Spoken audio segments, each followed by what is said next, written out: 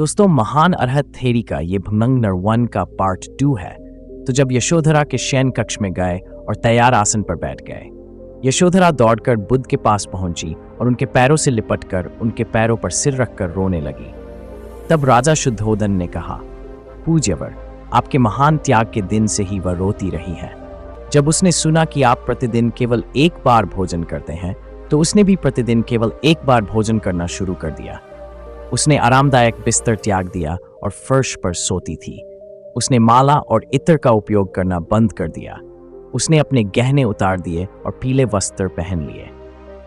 धन्य व्यक्ति ने कहा, महान महाराज, आपकी संरक्षण में रहने वाली ये राजकुमारी पूर्ण सिद्धियों को पूर्ण कर चुकी है, परिपक्व बुद्धि की है, इसलिए इसमें कोई आश्चर्य की बात नहीं है कि उसने ऐसी प्रतिबद्धता दिखाई। पिछले जन्म में जब वह किन्नरी के रूप में पैदा हुई थी, तब उसकी रक्षा करने वाला कोई नहीं था। वह अपने पति के पास रहती थी जो बेहोश पड़ा था। उसने निस्वार्थ भाव से अपने पति को बचाने के लिए अपने प्राण त्याग दिए। ऐसा कहते हुए बुद्ध ने कैंडिडा किन्नारा जातक का वर्णन किया। हम कल्पना भी नहीं कर सकते कि यशोधरा को कैसा महसूस हुआ होगा जब उन्होंने वह आवाज सुनी जिसका वे 7 वर्षों से बेसब्री से इंतजार कर रही थी। वह आवाज जिसे वे 7 वर्षों से सुन नहीं पाई थी। वह आवाज जो सैकड़ों हजारों युगों से उनके लिए परिचित थी, और उससे भी बढ़कर वह आवाज एक बुद्ध की मधुरतम ब्रह्मस्वर, ब्रह्मा के समान आवाज। बुद्ध को देखते ही उसका हृदय क्षण भर के लिए रुक गया। अपने विचारों को पुनः प्राप्त करने में असमर्थ होने के कारण वह एक क्षण तक बुद्ध को देखती रही। यह अंतिम अवस्था है। बोधिसत्व के लिए अपने प्राण त्यागने, अपने बच्चों को भिक्षा में देने से जो संसार की लंबी यात्रा हुई है, वह अब समाप्त हो गई है। वह कुछ और सेकंड तक बुद्ध को देखती रही। आंखों में आंसू भरकर वह दौड़कर बुद्ध के पास गई, उनके चरणों में गिर पड़ी और बड़े भारी हृदय से विलाप करने लगी। 4 अगणित कल्पों में तथा 1,00,000 कल्पों में महापुरुष के नाम से जो आंसू उसने बहाए थे, वे सब इस क्षण में एक साथ बहते हुए प्रतीत हो रहे हैं। उसके आंसू भगवान के चरणों में गिर पड़े।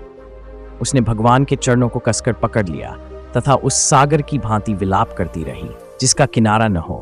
किसी ने उसके पास जाकर उसे सांत्वना देने का साहस नहीं किया, परंतु चूंकि वह किसी और का नहीं बल्कि बुद्ध का ही चरण था, इसलिए राजा आगे आया।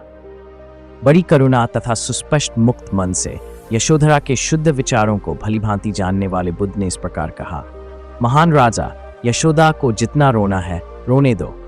यदि उसे अपने दुख को आंसुओं से धोने का अवसर नहीं मिला तो उसका हृदय फट सकता है।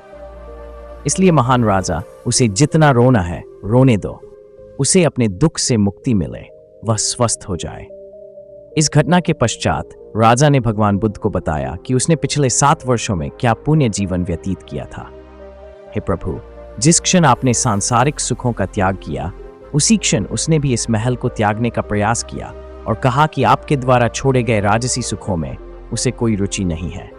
यह सुनकर मैंने तुरंत पहरेदारों को और भी अधिक मजबूत कर दिया। इसलिए महल में रहते हुए वह वनवासी सन्यासी की तरह रहने लगी। उसने भी आपके समान ही प्रयास किया।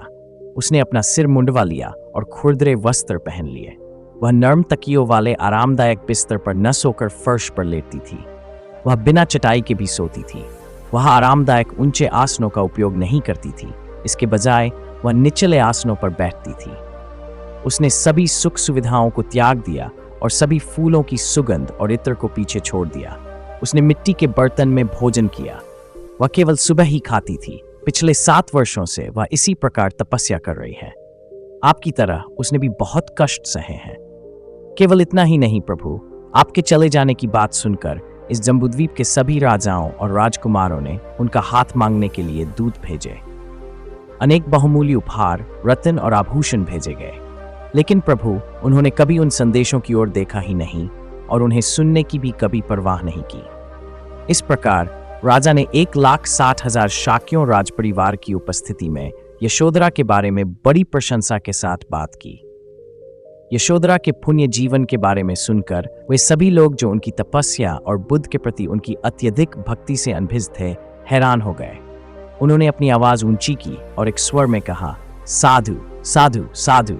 शाक्यों, जो शुरू से ही जानते थे, उन्होंने अपनी आवाज और भी ऊंची की और एक स्वर में कहा, साधु साधु साधु।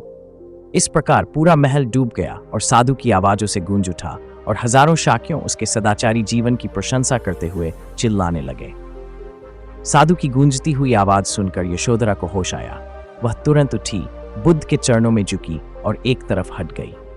उस अवसर पर भगवान ने जन समूह को चंड खिन्नर जातक कथा का उपदेश दिया। उसे सुनकर सभी शाक्यजन जोर जोर से जयकार करने लगे और अत्यंत प्रभावित हुए। आंसू बहाते हुए वे जोर जोर से चिल्लाने लगे, साधु साधु साधु। यशोधरा ने एक बार फिर भगवान के चरणों में सिर झुकाकर बुद्ध से दीक्षा लेने की प्रार्थना की। भगवान बुद्ध, जो हर काम के लिए उचित समय जानते हैं, ने उनकी प्रार्थना स्वीकार कर दी और राजा ने भी इसका पूर्ण विरोध किया।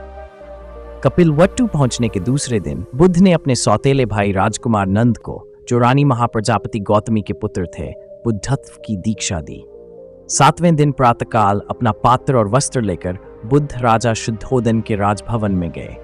तब यशोधरा ने अपने पुत्र राजकुमार राहुल से कहा, राहुल बेटा, तेरा पिता वहीं है, जाकर उससे अपनी विरासत मांग। तब राजकुमार राहुल भगवान के पास गए और उनके सामने खड़े होकर बोले, भिक्षु, आपकी छाया मुझे अच्छी लग रही है। भगवान निग्रोध के उद्यान की ओर चल पड़े। 7 वर्ष का युवा राजकुमार राहुल भगवान के पीछे पीछे ये कहते हुए चल पड़ा, हे भिक्षु, मुझे मेरी विरासत दे दो। हे भिक्षु, मुझे मेरी विरासत दे दो। बुद्ध ने आदरणीय सारिपुत को इस प्रकार संबोधित किया, तो फिर सारिपुत, राजकुमार राहुला को नियुक्त करें। इस प्रकार राजकुमार राहुल को भी बुद्ध की महिमामी दीक्षा प्राप्त हुई। बुद्ध द मार्वल सेज पुस्तक, आदरणीय किरीबाथगोड़ा ज्ञानंद थेरा। उसी 7वें दिन अपने बेटे को बुद्ध के पास भेजने से पहले यशोधरा ने राजकुमार राहुल को नरसिंह गाथा सुनाई, जिसमें उसके पिता बुद्ध के गुणों का बखान किया गया था। उसके नन्हे दिल में उसके कभी देखे गए पिता के प्रति विश्वास जगाने के बाद उसने उसे भगवान के पास भेज दिया। तथागत की हवा में नन्हे राजकुमार राहुल ने कहा, भगवान, मुझे आपकी छाया में भी बहुत खुशी मिलती है। और इस तरह बुद्ध की उंगली पकड़कर उनके साथ मंदिर की ओर चल पड़ा। राजकुमार राहुल को अपने पिता से अब तक का सबसे बड़ा उपहार मिला। एक सुस्थापित व्यवस्था में जो बुद्ध द्वारा प्रचारित महान धम्म और अनुशासन द्वारा शासित है, भिक्षुत्व के अलावा और क्या अपेक्षा की जा सकती है। छोटे नौसिखिए राहुल ने बाद में अरहंत पद प्राप्त किया और संप्रदाय में अनुशासित होने के लिए तैयार भिक्षुओं में अग्रणी बन गए। जब यशोधरा को यह समाचार मिला कि छोटे राजकुमार राहुल को दीक्षा दी गई है, तो वह फिर से रोने लगी। यशोधरा का जीवन बिल्कुल अद्भुत है। यह चमत्कार जैसा है। शोक और आंसू उनके जीवन के रस की तरह है, उनके दिल की धड़कन की आवाज। ये वही है जो उन्होंने कई अनगिनत जन्मों में सामना किया है। लेकिन सच्चा चमत्कार यह है कि कभी भी उन्होंने गर्म आंसू नहीं बहाए, जो क्रोध के कारण होते हैं। उन्होंने 7 महान महासागरों में पानी की मात्रा से अधिक आंसू बहाए हैं, लेकिन यह कभी क्रोध या घृणा के कारण नहीं हुआ। वास्तव में जिस व्यक्ति में क्रोध के कोई लक्षण नहीं है, उसके द्वारा गर्म आंसू बहाना कैसे संभव है? यशोधरा कभी क्रोधित नहीं हुई, इसलिए उनकी आंखों में केवल ठंडे आंसू हैं, जो प्रेमपूर्ण दया, धैर्य, करुणा, समता और परोपकार से भरे हुए हैं। जब भी वह आंसू बहाती थी, तो उसका एक सच्चा अर्थ होता था। संसार में उसके द्वारा बहाए गए आंसू की प्रत्येक बूंद बोधिसत्व की सिद्धियों के क्षेत्र को उपजाऊ बनाती थी और इस प्रकार उस परमज्ञानी के आविर्भाव को गति प्रदान करती थी, जिसका आविर्भाव संसार में बहुत दुर्लभ है। यदि हम इस कैलेंडर वर्ष में गौतम बुद्ध के नाम पर बुद्ध के विधान में त्रिरत्न की शरण लेने के लिए भाग्यशाली थे, तो हमें यशोधरा को कभी नहीं भूलना चाहिए, जिन्होंने मौन रूप से हमें वह सौभाग्य प्रदान किया। उनके अपार त्याग, अद्वितीय प्रेम और अतुलनीय देखभाल के कारण बोधिसत्व इतनी जल्दी बुद्धत्व के लिए आवश्यक सिद्धियां प्राप्त कर सके। यदि वह घृणा, क्रोध, प्रतिशोध, ईर्ष्या, लोभ और कृपणता, पाखंड, क्रूरता और मनमौजीपन से अभिशप्त होती, तो हमें इस युग में कम से कम गौतम बुद्ध का नाम सुनने का अवसर नहीं मिलता। शरण में जाने के बारे में और क्या कहा जाए, लेकिन यशोदा ने हर कष्ट को सहन करते हुए और अपने सारे दुखों को आंसुओं में धोकर इस संसार में गौतम परम बुद्ध के उद्भव को ऊर्जा दी। उनके आंसुओं के पीछे ऐसी ही एक अनकही कहानी थी। उनके आंसुओं में जीवों की मुक्ति उन सभी जीवों की मुक्ति थी जिन्होंने इस गौतम बुद्ध के युग में अतीत, वर्तमान और भविष्य में मार्ग के फल प्राप्त किए और निर्वाण का अंतिम आनंद प्राप्त किया। यह एक निश्चित तथ्य है कि गौतम बुद्ध का उदय और गौतम बुद्ध के शासन की स्थापना कुछ ऐसा है जो इस दुनिया में निश्चित रूप से घटित होगा। जैसा कि बुद्धों ने पहले से ही देखा है और बुद्धों ने भविष्यवाणी की है, ये बिल्कुल वैसा ही होगा जैसा बताया गया और देखा गया, अन्यथा नहीं। लेकिन उस वास्तविकता को यशोधर ने पोषित किया, जिन्होंने बोधिसत्व को 10 पारमिताओं को पूरा कर्मित करने के लिए कठिनाइयों, दुख और दर्द को सहन किया। प्राणीगण धम्म को सुने, धम्म को समझने का प्रयास करें तथा धम्म के अनुसार आचरण करें। आखिरकार वे सभी दुखों से मुक्त हो जाएं तथा गौतम बुद्ध के इसी विधान में निर्वाण का अंतिम आनंद प्राप्त करें।